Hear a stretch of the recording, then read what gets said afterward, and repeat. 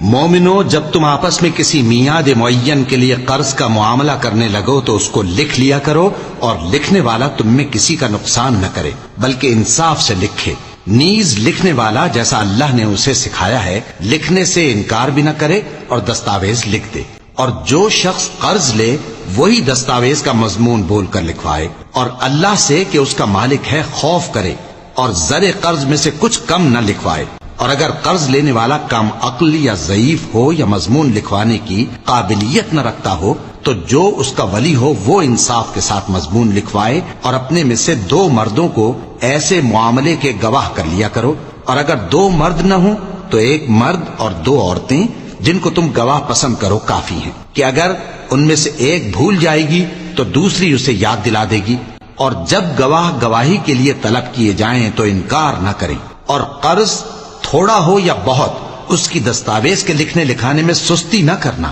یہ بات اللہ کے نزدیک نہایت قرین انصاف ہے، اور شہادت کے لیے بھی یہ بہت درست طریقہ ہے، اس سے تم کو کسی طرح کا شک و شبہ بھی نہیں پڑے گا۔ ہاں